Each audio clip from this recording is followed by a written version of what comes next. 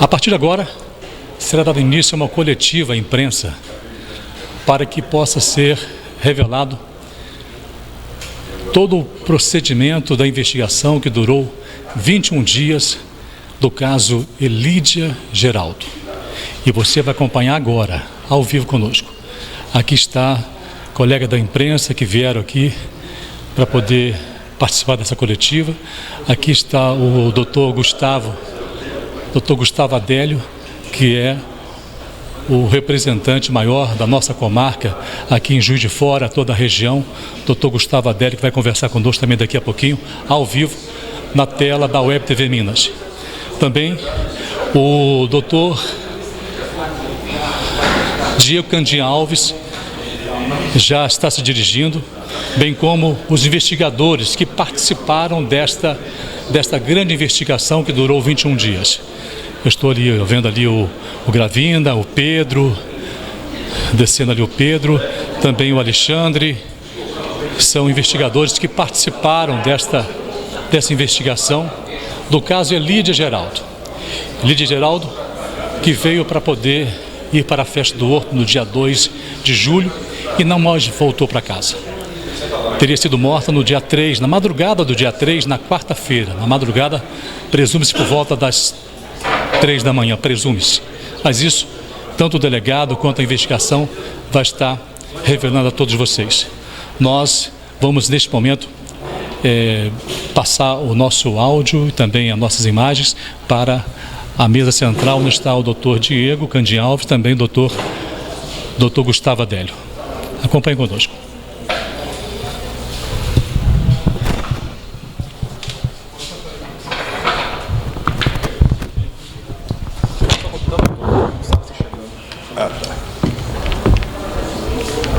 Você quer fazer o senhor, tá? Deixa eu ver o seu plano.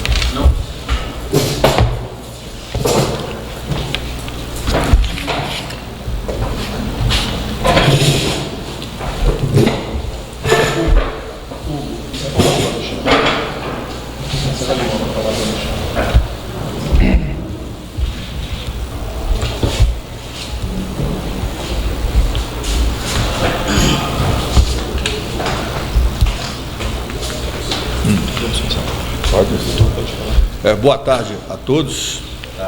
É um prazer estar aqui nessa progressista cidade para parabenizar e destacar as ações dos nossos policiais da 2ª Delegacia Regional Polícia Civil de Ubá, onde eles, de forma percussiente, de uma investigação laborativa, de uma investigação que chegou à verdade real, referente à trágica morte da jovem Elídia Geraldo, ocorrido na madrugada do dia 3 de julho desse ano.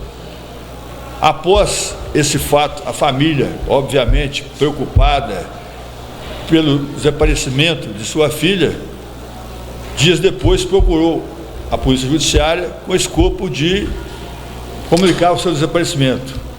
E a nossa instituição, de imediato, começou a fazer as investigações, não só na cidade de Ubá, como na região. Ou seja, os policiais, diuturnamente, procuraram trabalhar nesse caso.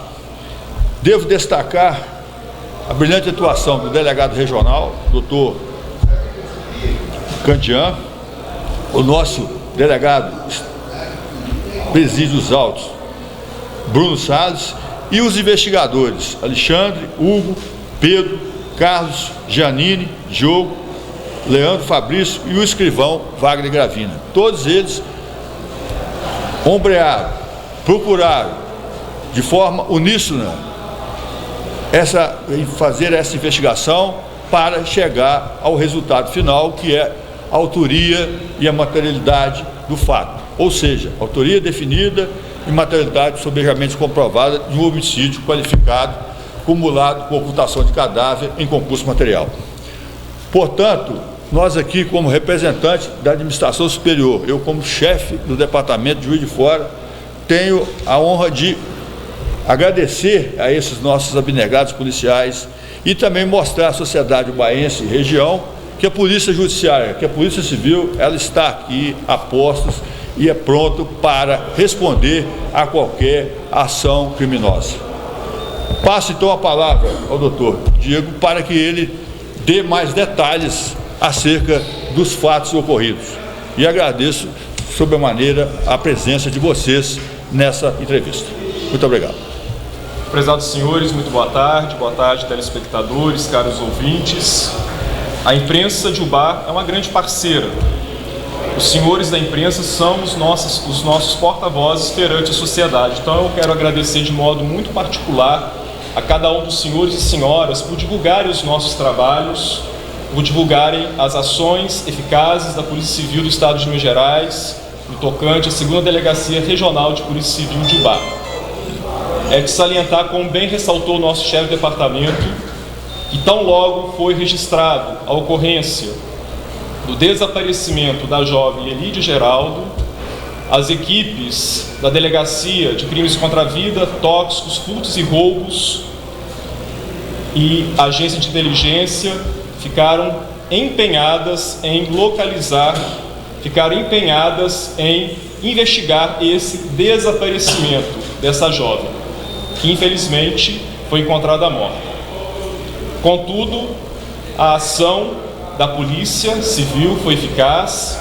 Sabemos que se trata de um crime contra a vida, complexo, e que o tempo, juntamente com a inteligência policial, juntamente com a investigação que foi séria, conduzida pelo Dr. Bruno Salles de uma forma muito imparcial, séria, eficaz, juntamente com os nobres investigadores da Delegacia de Crimes contra a Vida, de Repressão a Crimes contra a Vida de Ubá, o apoio dos investigadores da Inteligência de Tocantins, da Tóxicos, chegaram aí à conclusão, a autoria e a materialidade no que tange aí a esses dois crimes que são alvos da nossa investigação: homicídio consumado qualificado, bem como ocultação de cadáver. É de se ressaltar também o apoio da população ubaense, que não se quedou inerte. População ubaense que passou para nós informações preciosíssimas, seja por meio da imprensa, e aqui eu quero agradecer de modo muito especial os senhores da imprensa, que passaram para nós informações preciosas, seja ainda também pelo Disque Denúncia, seja ainda até mesmo pessoalmente por meio de informações de forma anônima aos nossos policiais civis. Graças ao empenho dos mesmos policiais civis, chegamos aí à apuração desse crime contra a vida que chocou não apenas a cidade de Ubá, como região. A operação deflagrada ontem, batizada de Quem é como Deus. Quem é como Deus é o nome de Miguel, arcanjo. Desde o primeiro momento nós dedicamos e consagramos essa operação ao arcanjo São Miguel, padroeiro da Polícia Civil, por isso que tem o nome Quem é como Deus. A operação de ontem, conduzida pelo Dr. Bruno Salles, desempenhada fielmente pelos nobres investigadores, pelo nobre escrivão, ensejou no cumprimento de 2 mandados de prisão temporário contra os indivíduos, um casal de 20 anos, e também no cumprimento de 5 mandados de busca e apreensão nos bairros São Domingos, Xangri-Lá e Centro. Naquela oportunidade foram apreendidos objetos pertinentes à investigação, como roupas e outros elementos que, no decorrer das apurações, muitos serão úteis para o fechamento do caso. Eu passo agora a palavra ao nobre delegado, Dr. Bruno Salles, parabenizar o Dr. Bruno pela maravilhosa resposta que demos à sociedade ubaense, muitas vezes incompreendidos. Muitas vezes nós, da Polícia Civil, fomos incompreendidos. A população com a legitimidade de cobrar, com a imprensa com legitimidade de cobrar. Muitas vezes nós da Polícia Civil nos desdobramos até mesmo finais de semana, noite, para apurar esse crime. Então quero parabenizar o senhor Dr. Bruno, aos nobres investigadores Alexandre, Hugo, Carlos, Pedro, Giannini, o escrivão Wagner, Fabrício, e demais que participaram dessa operação. Passo a palavra para o senhor Dr. Bruno. Boa tarde, senhores e senhoras. Antes de tudo, é necessário esclarecer que o trabalho da Polícia Civil é um trabalho em equipe, um trabalho que conta com a participação de dezenas de profissionais, sendo que a participação de cada qual é importante e necessária para a solução eficiente. Às vezes, a participação também de outras instituições que conosco colaboram. Não é esta ou aquela autoridade que trará resultados positivos, que trará redução da criminalidade. Não é assim que trabalhamos. É necessário esclarecer também que a paixão, a emoção, o clamor popular não são bons conselheiros. Trabalhamos com cautela, com prudência, com serenidade e, sobretudo, com responsabilidade. Tudo que afirmamos deve ser provado, deve ser demonstrado. Não trabalhamos com hipóteses, com conjecturas, com fabulações. Trabalhamos com fatos e fatos provados. Bom, realizamos ontem a reprodução simulada dos fatos, o que se convencionou chamar de reconstituição do crime. É um meio de prova. Visa esclarecer as circunstâncias do caso, bem como confrontar a confissão dos autores com o cenário do crime. Diligência proveitosa. Várias informações que nós tínhamos foram comprovadas com a reconstituição ontem, e outras que inclusive nós nem tínhamos ainda formalizados. Bom, ainda pairam poucas dúvidas que serão sanadas no decorrer do final das investigações. O que nós podemos apurar? Haviam 3 pessoas na cena do crime, uma delas a vítima e 2 autores, um casal. Desse casal, o homem era ex-namorado da vítima e atual namorado de uma das autoras. Eles chegaram no parque de exposição por volta das 21h40. Ficaram no parque, depois desceram a via do parque de exposição e tomaram sentido ao local de crime. Nós temos isso comprovado através de imagens e perícias das imagens. Logo após, no local do crime, trata-se de um local afastado, um local ermo. Eles se dirigiram àquele local sob o pretexto de usarem drogas, pelo menos os 2 autores. A vítima não era usuária de drogas, apesar de ser amiga dos 2 autores. Naquele local houve a execução do crime. Segundo a autora, ela teve um surto de ódio, um surto psicótico, e atacou a vítima. O seu namorado, mesmo estando presente, podendo e devendo agir, nada fez. Segundo a versão dos autores, o namorado assistiu passivamente à execução. A execução se deu por asfixia mecânica, mais precisamente esganadura. O autor usou as próprias mãos para ceifar a vida da vítima. Não há registro de arma de fogo ou instrumento pérfuro cortante no local do crime. A execução do crime se deu no local onde o corpo da vítima foi encontrado. Os celulares da vítima e da autora desapareceram. O que eu posso dizer mais? Logo após a prática do crime, os autores voltaram para o parque de exposição. Nós temos isso registrado. Com base nessas evidências e num primeiro depoimento, enquanto eles eram apenas testemunhas, nós conseguimos comprovar mentiras no depoimento, contradições, que nos levaram a pedir a prisão temporária, prisão esta que foi decretada e cumprida após a prisão, demonstrando todos os elementos que tínhamos até então produzido no inquérito. Os autores não tiveram outra alternativa senão confessar o delito. E esse é o nosso trabalho. Bom, senhores, desde o início nós ficamos sabendo do fato da menina ter sumido. No dia 2, nós iniciamos as nossas diligências, eu, meu parceiro Hugo, o meu escrivão Gravina, e procurando essa menina, e a gente, infelizmente, a gente não conseguiu encontrar ela com vida, que era a nossa esperança. Temos várias diligências no Horto Florestal, nas matas, nas imediações, tentando localizar ela ainda com vida, porém não conseguimos.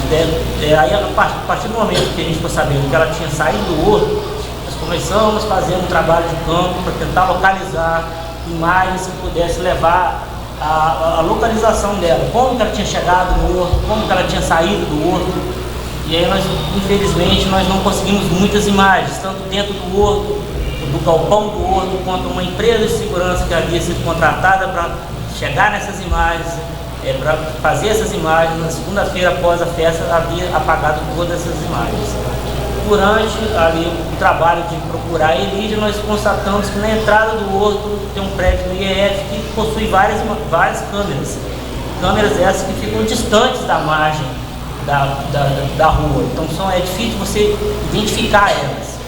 Mesmo sabendo que ela era uma pessoa que tinha tendência à depressão, que ela possivelmente tinha procurado algum lugar para se matar, nós resolvemos pegar essas imagens, deixamos elas separadas, porque a imagem de câmeras, passou de 5 dias, no máximo 10 dias, ela some. E graças a Deus, nesse prédio do outro, essas imagens já ficaram armazenadas por mais de 30 dias.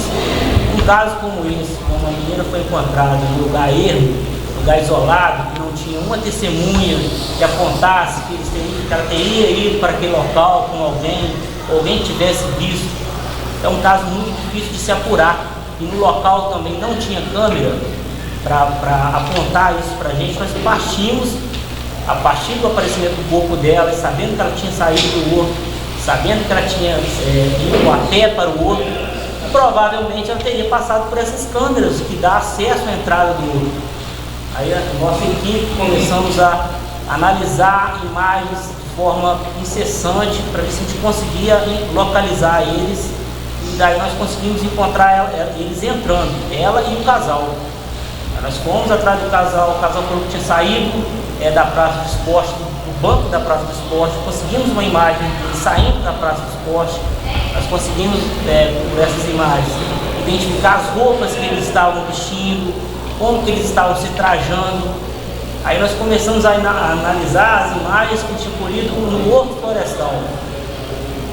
Através dessas roupas que a gente tinha visto, a gente conseguiu, no meio da multidão, um monte de gente entrando ao mesmo tempo, individualizar a vítima e o suposto, e o casal que tinha ido com ela entrando no horto.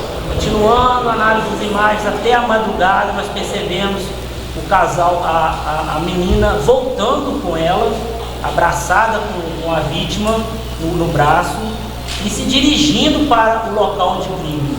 Como as câmeras elas vão acompanhando o entorno do prédio, dá para a gente ver até aproximadamente uns 200 metros do local do crime, essas pessoas se dirigindo, saindo da festa do horto e caminhando para o lado do Mar de Minas. E aí a gente conseguiu vendo a menina conduzindo ela e depois o casal retornando do local do crime e voltando novamente para o outro.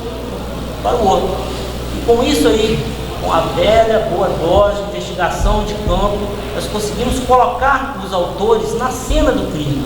Como que eles foram com ela para lá. Como que eles conduziram ela para lá e voltaram da cena do crime, mais ou menos naquele horário, sendo que eles já tinham dado uma versão completamente diferente. Como explicar isso? Durante o interrogatório, nós conseguimos, mostrando para eles indo para o local do crime, voltando para o local do crime, nós conseguimos extrair deles que realmente tinham feito, como teria feito. E a nossa equipe está de parabéns, todo mundo que ajudou, que apoiou, Carlos, Janine, o Gravina, o Diogo, o Leandro, o Fabrício, o Carlos que está aqui presente, todas as pessoas que ajudaram. E foi um trabalho, apesar da imprensa estar cobrando muito agilidade, mas é um trabalho minucioso, um trabalho de cautela, para a gente conseguir analisar todas essas imagens, conseguir fazer prova que eles estavam indo para coisa, para depois a gente montar uma estratégia, para fazer um interrogatório bem planejado, em um momento oportuno, entendeu? Para a gente conseguir extrair essa verdade e conseguir apresentar para vocês aqui hoje os dois autores e o crime elucidado.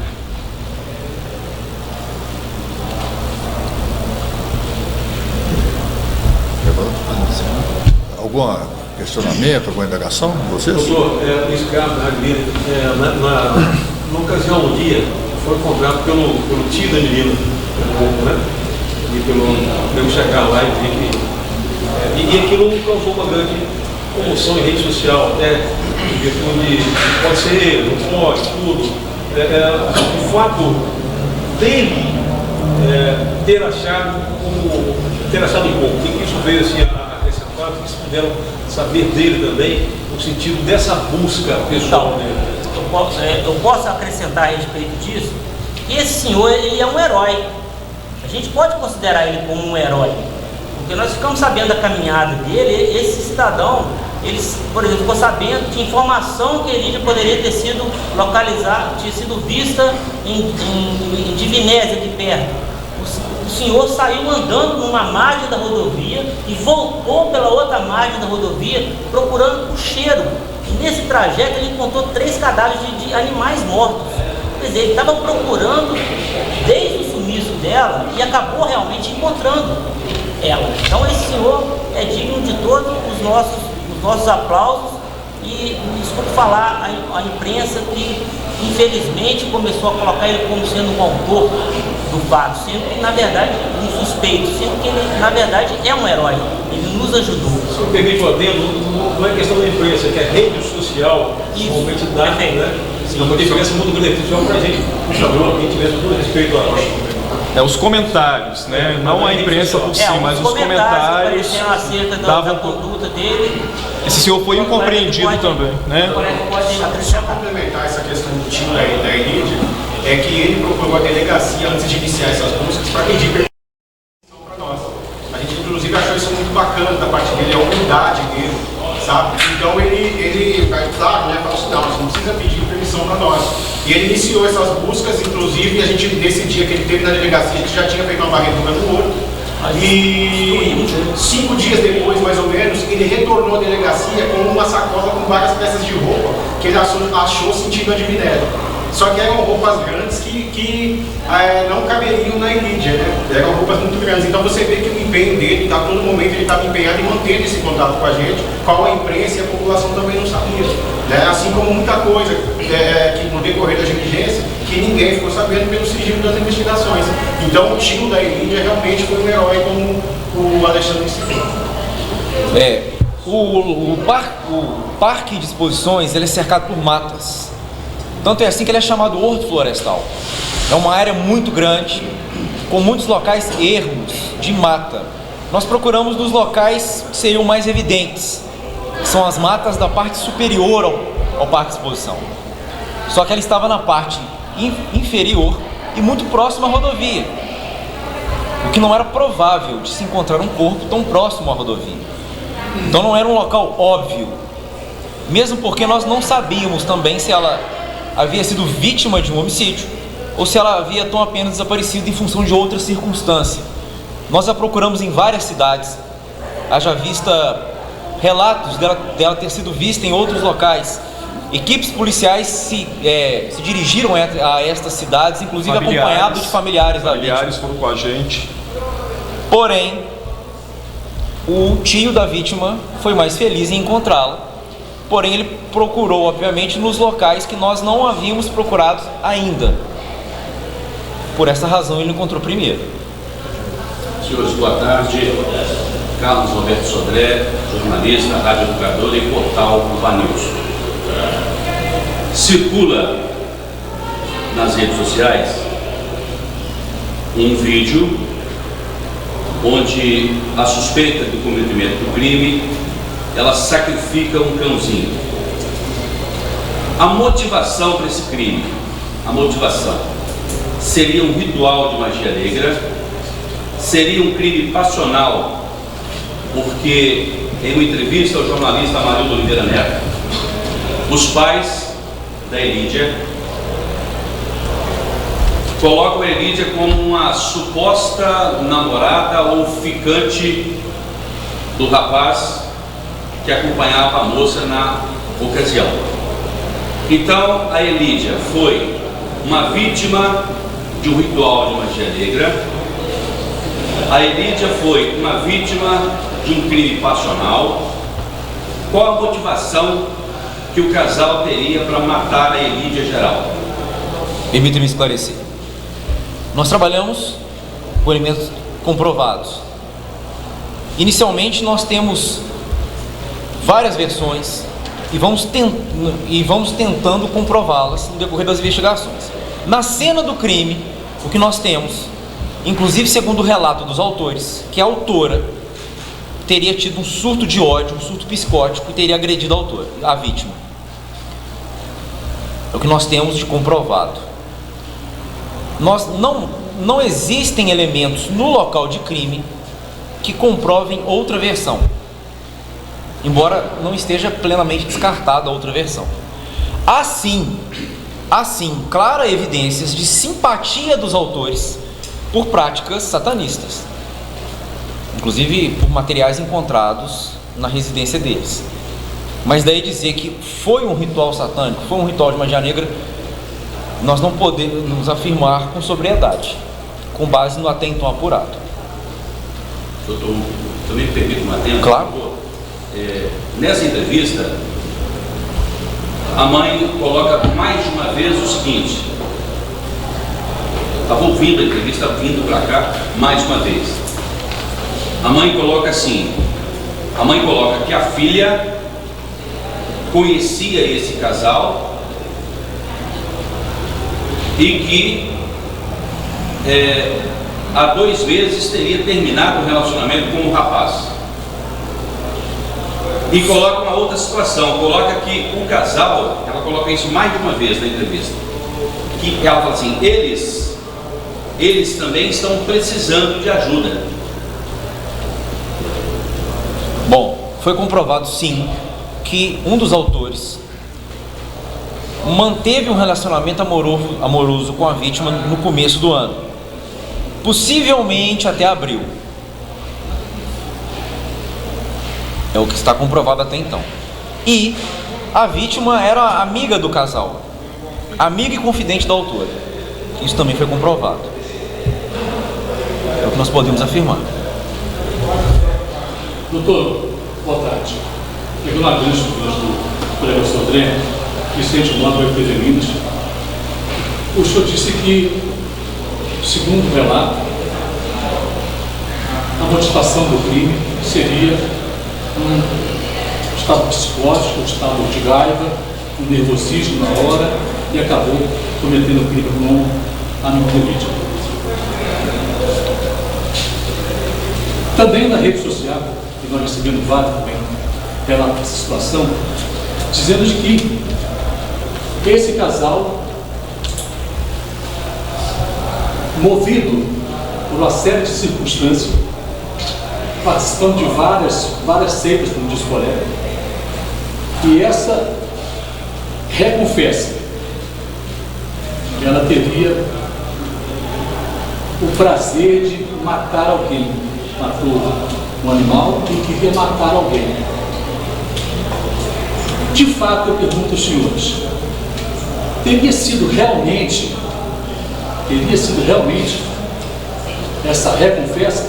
já que ela se trata de uma pessoa muito fria, calculista, pensando em vários detalhes. Ela que procurou, inclusive, criar álibis para que ficasse fora do crime. Apareceu agora recentemente, hoje mesmo, gente da família e alguns colegas dizendo que esta mesma autora confessa já estaria planejando um meio de que fizesse um exame de sanidade mental. Com isso ela ficaria não presa, mas sim numa clínica, se recuperando. Não sei se isso é possível. E possivelmente encobrindo o possível autor ou coautor, que seria o rapaz. De que maneira as pessoas podem garantir que realmente foi a menina e não o rapaz? O senhor faz afirmações sobre o perfil psicológico da autora. Afirmações essas que eu não posso fazer sem um laudo psiquiátrico. São afirmações que, para nós, investigadores que trabalhamos com elementos técnicos e científicos, só poderiam ser afirmadas por um profissional da área, mediante um estudo de caso e um estudo razoável. Não foi eu que afirmei. Sim, nas redes sociais, sim. Não foi eu que afirmei. Eu não posso afirmar esse perfil psicológico antes de um laudo. Ok? E a motivação é elemento subjetivo. Nós não temos ainda nenhum meio de auferir esse elemento subjetivo que não a confissão ou elementos, até então comprovados. Como disse, as investigações ainda não terminaram. Há algumas circunstâncias que ainda merecem melhores esclarecimentos. E isso será levantado agora no final das investigações. Qualquer afirmação minha agora seria precipitada. Até mesmo o caso dela ser uma reconfessa. Eu não entendi. Até mesmo o caso dela ser uma reconfessa? Mas qual? Eu não entendi o vínculo com a primeira pergunta. Até mesmo o caso dela ter confessado, pode ser que não seja isso, não seja verdade? A confissão, ela não é uma prova cabal e irrefutável. Sim. Por isso que nós fizemos a reprodução simulada dos fatos, para comprovar a confissão com o que nós tínhamos até então. Eles não sabiam que nós tínhamos as câmeras, quais câmeras. Nós fizemos todo o trajeto, desde do portão do parque de exposição até o local do crime, e o retorno também, até para comprovar com o que nós tínhamos da investigação. E tudo até então bateu. Agora, o que aconteceu na cena do crime, local ermo, de madrugada, sem a presença de testemunhas, câmeras ou qualquer outra coisa que nos permitisse afirmar ou negar, nós só podemos saber até então pelo relato dos dois, que foi tomado separado, para ver se haveria coerência, para ver se havia compatibilidade. E ele confirma. Até então há compatibilidade. Senhores, boa tarde, Mário Oliveira, que representa a Rádio Educadora, Jornal Baense, e a colega Michele Pacheco, da TV Record. Nessa mesma entrevista que o senhor cita, que eu tive a oportunidade de conversar com os pais, a mãe relata a presença ou a visita de um casal, supostamente seria esse que foi preso, no dia seguinte, no caso, no dia 3, no início da tarde, por volta de 5 horas, procurando um celular. A partir de quando, a partir de qual momento que a polícia desconfiou ou passou a ter certeza, ou então alinhou os trabalhos para chegar até este casal? Esta versão foi comprovada. Os autores compareceram à casa da vítima, procurando um celular que estaria na bolsa da vítima. A autora, segundo ela, não tinha bolso, não tinha nenhum bolso, e pediu que a vítima guardasse o celular para ela. E como ela desapareceu, obviamente o celular da autora e da própria vítima também teria desaparecido. Obviamente para forjar um álibi, para que ninguém desconfiasse deles. Vamos lá. Quando que surgiram as suspeitas? A presença dos autores na cena do crime. Eles chegaram no parque de exposição juntos, foram de Uber. Isso tem como ser comprovado. Os três? Sim, os três chegaram juntos no mesmo veículo. E a partir de então, as versões começaram a ficar desconexas, o que nos levantou suspeita, porque quem tem motivo para mentir é porque deve alguma coisa. Isso definiu uma linha de investigação e essa linha se comprovou verdadeira. Sobre essa questão do casal também, assim como os demais colegas receberam várias informações, o jornalista da Rádio Educadora também recebeu algumas informações para as autoridades. O ponto que eu queria entender é como que esse casal conseguiu durante esse período, pelo menos 20 dias, até o corpo ser encontrado, eles foram ouvidos antes do corpo ser encontrado, chegou a fazer uma breve? Não. Ou foram apenas, estavam sendo investigados? Na verdade, até o corpo ser encontrado, a nossa prioridade era encontrar o corpo. Então, todas as nossas diligências estavam voltadas para isso. Mesmo porque poderia não ser um homicídio. Há muitos desaparecimentos que o desaparecido retorna, dá notícias, aparece. Então, nós não poderíamos iniciar uma investigação de homicídio sem saber se realmente tratava-se de homicídio. Então, até o corpo ser encontrado, todo o nosso empenho estava voltado para a localização da vítima, com ou sem vida. A partir do momento que o corpo é encontrado, aí volta as atenções para os culpados ou o culpado que seja. De todo modo, encontrando o corpo, nós temos que verificar o que aconteceu.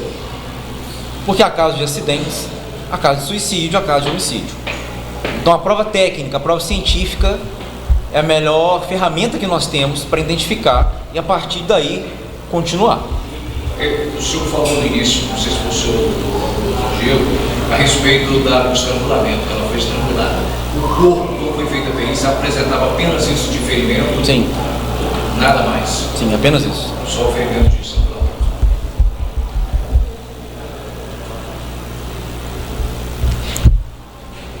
Mas claro, fica à vontade. Os detetives, primeiro eu quero parabenizar vocês, Flor, Campo e Alexandre. A partir do momento que vocês tinham em mãos algumas provas, algumas testemunhas que poderiam estar colaborando, como se chegou até esse casal? Desculpa, só para seguir, para concluir, eu tive acesso também ao endereço, a nomes, inclusive tive a oportunidade de ir na casa, próximo da casa de um deles, até para confirmar.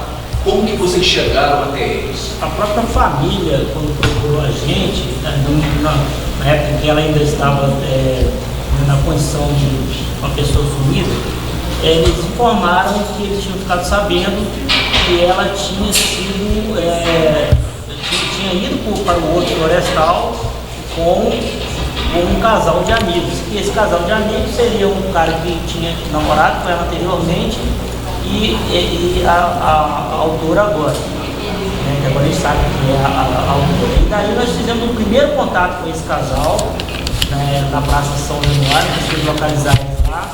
Nessa oportunidade nós qualificamos eles, pegamos os nomes, o endereço deles e tal. E desde então nós começamos a desconfiar da versão deles, porque a menina já veio logo falando pra gente que a Elide tinha sido vista na cidade de Dona Eusébia.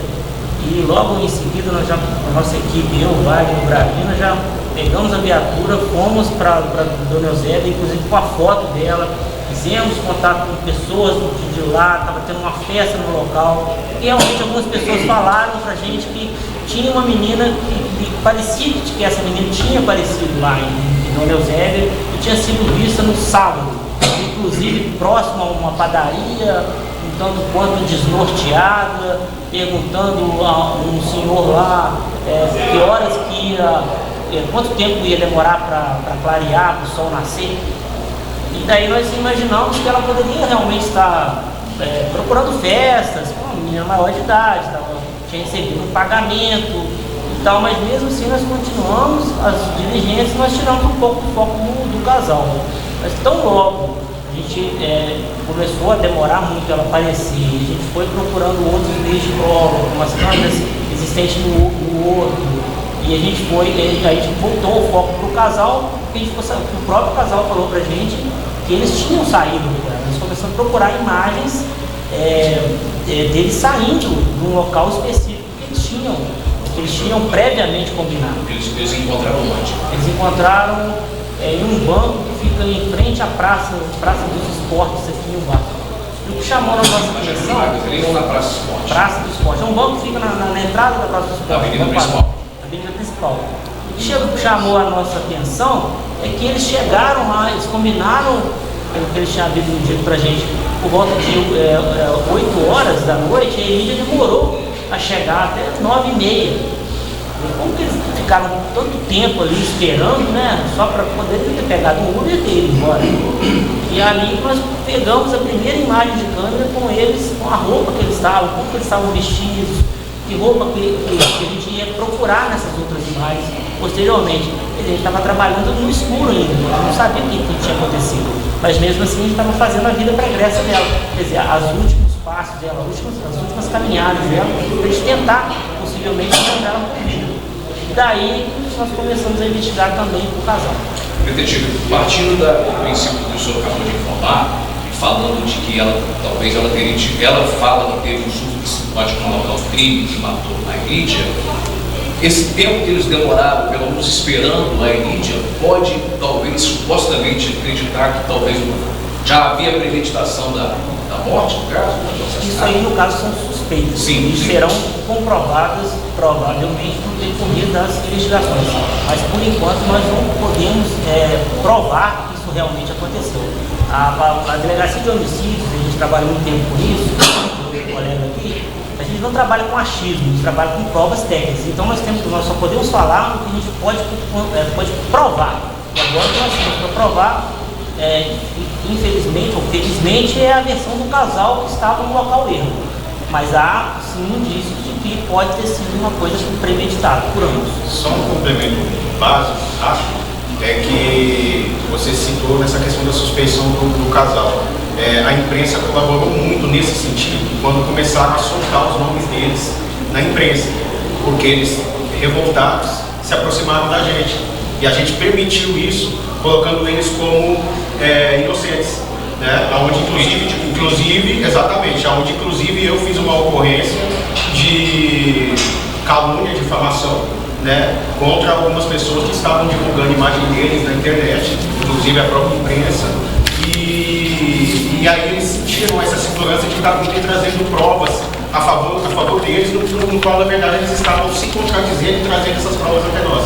Isso facilitou bastante também o nosso trabalho. Foi estratégia de investigação deixá-los absolutamente tranquilos. Isso. O que foi incompreendido, inclusive. Mas isso foi necessário para a apuração. Exatamente. Doutor, o senhor disse que a prisão, até o momento, é temporária. E ela tem qual prazo temporário? Eles estão presos embaixo, estão presos fora? A prisão temporária é uma medida cautelar que nos crimes hediondos ela é de 30 dias, prorrogável mais uma vez a critério do juiz por mais 30 dias. Colhido elementos mais robustos, nós pedimos a conversão da prisão temporária para prisão preventiva, e aí nós temos mais 10 dias para terminar o inquérito e encaminhá-lo ao Poder Judiciário e Ministério Público. Teríamos 70 dias no final. 30 mais 10. Se o Judiciário entender que é possível a prorrogação e é possível a conversão em preventivo. O senhor acredita que nesse prazo de 60 dias? Menos. Acredito que em 30 dias nós consigamos resolver todos os problemas. E a partir daí... encaminhar o até então apurado ao Judiciário. O nome desse desenvolvido, o nome desse casal, pode ser revelado? Não. É uma orientação da nossa assessoria de imprensa não revelar nomes. Doutor, eles vão responder no caso a homicídio qualificado? Sim. Quais são os crimes? Primeiro, por asfixia. Segundo, por recurso que impossibilitou a defesa da vítima. E terceiro, se comprovado, por motivo torpe. Os dois casos? Não. Sim, até um primeiro momento, sim. Mais ocultação de cadáver. Acho que essa pergunta não foi feita. Se foi... Fique à vontade, fique à vontade.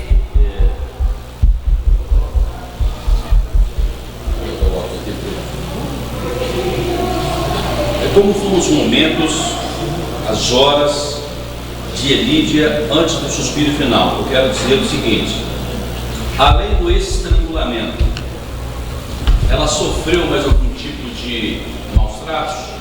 Ela foi estuprada?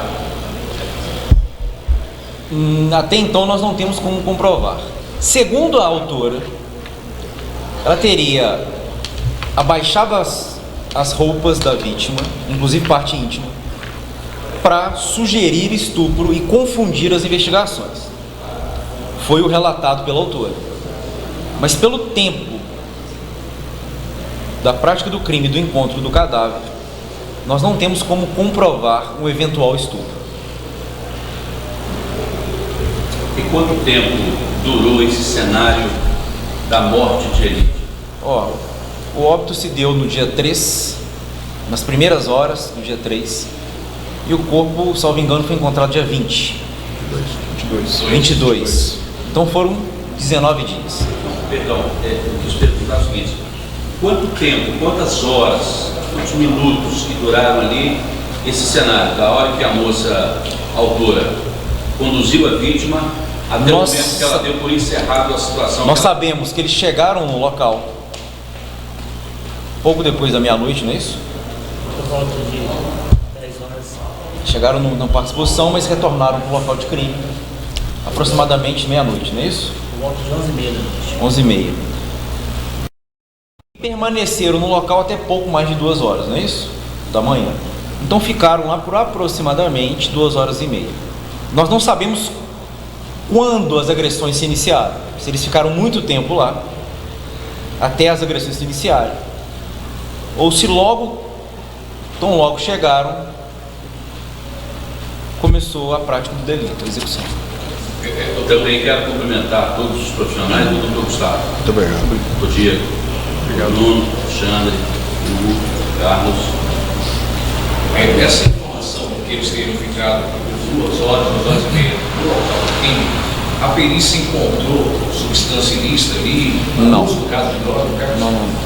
Segundo eles, estavam com um pino que não estava completo e fizeram uso dessa substância, não a vítima, os 2 autores, no celular do autor, porque é um matagal. Então eles utilizaram o celular para poder consumir a substância entorpecente, cocaína. Sim. Mas não deixou nenhum indício ali que teria feito Não. isso? Não conseguimos encontrar. Os celulares não foram encontrados? Não, ainda não. Por acaso houve algum arrependimento diante dos fatos? Teriam voltado ao local do crime? Teriam voltado, mas não há nenhum sinal de arrependimento. Confessam de forma muito tranquila, sem demonstrar arrependimento, sem demonstrar culpa, sem demonstrar remorso. Muita frieza. E retornaram sim ao local do crime. E utilizaram como álibi que teriam ido ao supermercado que tem ali nas imediações. Teriam ido a pé da casa deles no bairro São Domingos até no mercado, efetuaram pequenas compras e voltaram. Mas nesse trajeto eles foram no local para verificar como que estava, se tinha alguma inovação no local do crime. Então eles voltaram. Não. Aproximadamente 10 dias depois. Já o dia 12. Eles foram a pé até o mercado. E como está no trajeto, eles entraram um pouco e verificaram o local do crime, retornaram ao mercado, fizeram pequenas compras e retornaram para casa. Há uma explicação técnica, não sei, por que ter ficado tanto tempo exposto ao tempo ali, enfim, ter chamado a atenção, transeunte, durante a festa, porque a festa rolou durante os dias também. Olha, se me permite compartilhar uma experiência, encontrar corpo é muito difícil. Não é fácil, como sugere o senso comum. Se você não souber onde que está, você não acha. É muito difícil, não é fácil não. E eles estavam cobertos de mato. Nós estávamos num tempo muito seco, clima muito seco, frio. Isso pode ter colaborado com alguma dificuldade em sinais evidentes de um corpo ali em decomposição. Mas mesmo assim o corpo entrou em decomposição muito forte? Sim.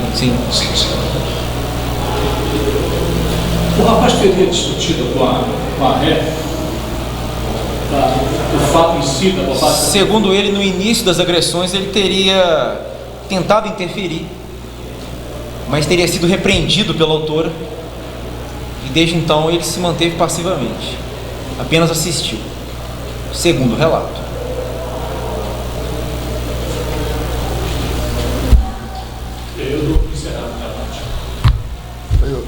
Então, agradecer a vocês aí. Você quer mais alguma coisa? Tem mais alguma coisa? Falar agora, Luiz? Tá. Então, agradecer a todos vocês. Nós, lá no departamento, estamos à disposição, sempre. Aqui o doutor Diego, ele já percebi que ele tem uma interação muito grande com vocês aí. E falando pelo quarto departamento, qualquer necessidade de ter contato com a gente, nós estamos à disposição. E agradeço demais aí a interação e a parceria de vocês com a nossa instituição. Porque é muito importante a participação da imprensa junto com a polícia, principalmente para gerar fatos verdadeiros e por causa, sobretudo, do interesse público, porque vocês são os informantes da sociedade. E para ter informações, vocês têm que buscar essas informações. E o local mais correto é a própria polícia. E é o que nós estamos fazendo hoje aqui. Com os detalhes, com as questões, com as perguntas, os policiais mostraram segurança, mostraram profissionalismo para, na verdade, esclarecer o fato que tinha ficado numa interrogação. Portanto, agradeço demais a presença de vocês. Como delegado regional da 2ª DFPC UBA, gostaria de agradecer mais uma vez aos senhores, parceiros da imprensa, sem exceção, meu muito obrigado, por não apenas nos dar a oportunidade, né, doutor, de divulgar esse trabalho, mas todos os trabalhos da Polícia Civil, né, os senhores de forma parceira, de forma imparcial, têm nos ajudado. Eu quero agradecer muito e pedir para manter essa parceria, tá? Podem ter certeza, a Polícia Civil de Minas Gerais, por meio do 4º Departamento de Fora, por meio da 2ª Delegacia Regional de UBA, está empenhada para a elucidação não só desse caso, mas de muitos casos, bem como também fazer operações de repressão ao tráfico de drogas e a crimes contra o patrimônio. Nós não vamos parar. A Polícia Civil de UBA não vai parar. Nós não vamos nos quedar inertes. Nós somos daqui, nós queremos uma cidade de UBA que possamos sair de casa com nossos pais, nossos filhos em paz. Podem ter certeza, nós não daremos trégua à bandidagem, nós não daremos trégua a nenhum marginal. É a Polícia Civil sempre à disposição de quem precisar. Muito obrigado a todos e encerrada a coletiva. A nossa Web TV Minas está ao lado do delegado Dr. Bruno Salles, responsável por este caso, um caso complexo, mas que felizmente chegando ao seu desfecho final. Doutor, seja bem-vindo à Web TV Minas, Fala Cidade Urgente. Podemos dizer que esse caso possa ser um dos casos mais difíceis de ser investigado dentro da sua delegacia? Nós tratamos todos os casos com seriedade e com a mesma dedicação. Há casos igualmente complexos. É um caso complexo, mas há tantos outros que têm de nós a mesma dedicação, o mesmo empenho. Esse caso em si, ele deu mais trabalho do que outros homicídios, até mesmo por causa da cobrança da imprensa especial? Não, um trabalho... O inquérito de homicídio ele dá trabalho. É um inquérito que tem que se apurar motivação, execução. Há várias circunstâncias que aumentam ou reduzem a pena e isso tem que ser apurado por nós. Então a investigação de homicídio por si só, qualquer homicídio é uma investigação complexa. Nesse caso não foi diferente. O casal encontra-se preso, eu não consegui ouvir do senhor na coletiva, eles estão presos em UBA ou estão fora de UBA? Eles ainda estão presos em UBA. Caso venham a ser condenados, eles podem pegar pena máxima? A pena de homicídio qualificado, que é como o caso está sendo tratado, varia de 12 a 30 anos, mais ocultação de cadáver.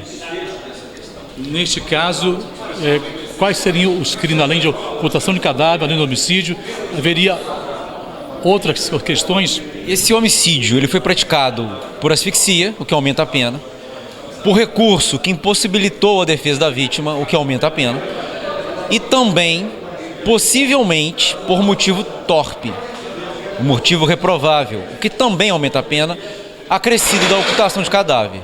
Logo, essas circunstâncias permitem é possível que a pena seja mais alta do que o limite mínimo. Só desculpa a ignorância, leigo no assunto, o fato de eles darem no início uma versão diferente do caso, dificultado a investigação, não ocorreria nessa situação uma fraude processual? Isso tem que ser analisado com mais cautela. Por quê? Há um entendimento que isso pode ser interpretado como exercício de autodefesa. Eles não são obrigados a produzir prova contra eles. Logo, qualquer artifício para tentar se livrar do crime nem sempre pode ser interpretado como fraude processual. Doutor, muito obrigado pela entrevista. Parabéns pela eficácia. O caso ainda continua ainda. O senhor disse que terá mais um prazo ainda para poder terminar esse inquérito. O senhor disse que espera terminar ainda dentro deste mês para o mês que vem e entregar à justiça para que a justiça possa se encarregar do resto. Sim, é necessário esclarecer que é um trabalho de equipe. São dezenas de policiais. Muitos dos nossos trabalhos também são feitos com a ajuda, com o apoio de outras instituições, de modo que todo o combate à criminalidade em Ubá, ele é feito por centenas de profissionais. Não é esta ou aquela autoridade que irá resolver o problema, que irá reduzir a criminalidade. É o trabalho de muitas pessoas, inclusive com o apoio expressivo da sociedade. Muito obrigado, doutor. Esse é o doutor Bruno Salles, responsável pelo caso Elide Geraldo, que nesta tarde de terça-feira, numa coletiva, pôde explicar melhor o andamento dessa investigação. Eu sou Vicente Mota, ao vivo para a Web TV Minas. Agora ao lado do delegado regional, Dr. Diego Candinha Alves, nessa coletiva, nesta terça-feira, uma grande explanação de todos aqui envolvidos, entre investigadores, os delegados, inclusive o delegado responsável pelo caso, mas toda a presidência foi do delegado Diego Candinha Alves. Delegado, podemos dizer, perguntei ao delegado Bruno, podemos dizer que esse caso, um caso complexo, foi um caso tão difícil quanto outros casos de homicídio, ou esse foi diferente? Caro Vicente, caros telespectadores, esse caso foi um caso complexo.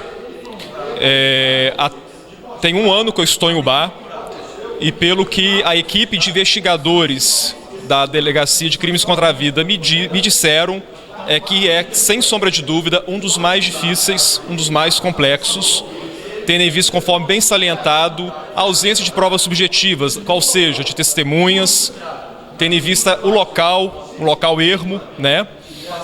Mas graças a Deus, com muita sabedoria, com muita prudência por parte dos policiais, com o apoio dos senhores, com o apoio do senhor, né, que nos trouxe informações. Quero parabenizar o senhor também por ter trazido para nós informações ao Web TV Minas. E foi graças à população que nos ajudou e ao empenho dos policiais nós fechamos esse caso. O doutor Bruno disse que o caso ele está na sua fase final, mais alguns dias, até o final do mês, início do mês, poderá ter encerrado esse caso e aí entregar para a justiça para se encarregar do resto. Eu perguntei ao delegado, o senhor acredita que nessa situação o casal poderá ser julgado em separado ou juntos com o casal? Eles poderão pegar uma pena máxima? Vicente, as apurações estão levando para o indiciamento do casal no crime de homicídio, né, duplamente qualificado, como bem ponderou o nosso delegado, doutor Bruno. A pena para o homicídio qualificado é de 12 a 30 anos. Nós sabemos que eles são primários, portanto, poderão pegar a pena mínima de 12 anos. Mas isso, obviamente, não compete a nós, compete ao Poder Judiciário dosar a pena que eles sofrerão após serem submetidos ao júri popular. Isso é bem provável, então, que eles vão a júri popular. E o senhor disse o que eu ia dizer agora há pouco, ou seja, por serem réu primários, é possível que com pouco tempo, então, se pegar 12 anos por ser réu primário, com 4, 5 anos sai da cadeia.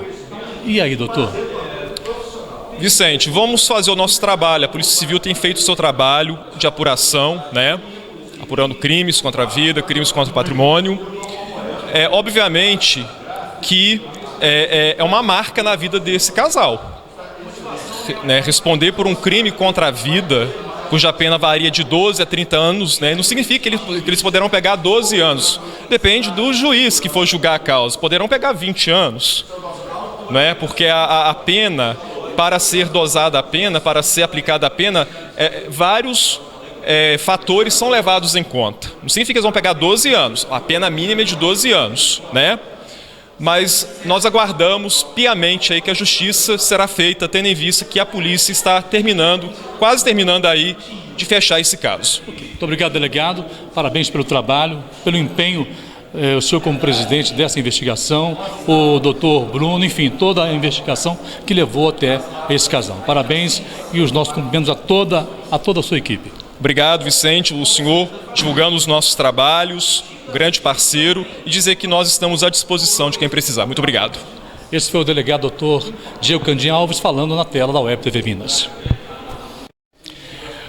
Nós estamos ao lado do Dr. Gustavo Adélio, que é o responsável aqui pela nossa região, aqui a 4ª região, veio especialmente de Juiz de Fora para poder estar acompanhando essa coletiva, um caso complexo em que vem chegando ao final. O senhor, pela sua vasta experiência, doutor, podemos dizer que esse caso em Ubá é um dos casos realmente difíceis para ser elucidado? Sim, é um caso emblemático, né? A gente percebe que houve uma repercussão muito grande no meio social e que a sociedade aqui estava querendo realmente que houvesse uma apuração desses fatos. E como vocês puderam ver, a polícia agindo de forma legal, de forma eficiente, chegou à elucidação dos fatos com a própria confissão dos réus. Isso já para nós é uma imensa satisfação, porque era um caso que, como vocês estavam já comentando e discutindo aqui com os nossos policiais, realmente estava gerando uma insegurança na população para o esclarecimento do fato, uma vez que foi um crime brutal. A Polícia Civil de Minas Gerais, encerrando esse caso agora nos próximos dias, início do mês, qual que é a expectativa agora encaminhando para a Justiça, para o Judiciário? Qual que seria a pena que o senhor prevê no caso dessa situação? Exatamente. Os autos, depois que o inquérito for concluído, ele vai para o Poder Judiciário e para o Ministério Público. O Ministério Público é o dominus litis da ação penal, ou seja, ele é o titular da ação penal. O Ministério Público é que vai ofertar a denúncia, vai oferecer a denúncia. Nesse caso aí, pelo que nós já analisamos, o crime foi um homicídio qualificado, com várias qualificadoras, e mais acumulado com ocultação de cadáver em concurso material. Então, a pena, isso é do Tribunal do Júri, a pena, como é do qualificador, é de 20 a 30 anos. De modo que isso vai ser, obviamente, oferecida a denúncia, feita a sentença de pronúncia, esses réus vão ser levados ao Tribunal do Júri. Muito obrigado pela entrevista, um abraço, bom retorno ao Juiz de Fora. Muito obrigado. E qualquer coisa, nós estamos à disposição da Juiz de Fora. Se precisar de nós sabemos que a imprensa sempre foi nossa parceira. Nós vivemos no Estado Democrático de Direito, onde a imprensa ela é importantíssima para mostrar a verdade para a população. Muito obrigado, senhor. Bom retorno ao Juiz de Fora. Conversei com o doutor Gustavo Adélio, que falou ao vivo na tela da Web TV Minas.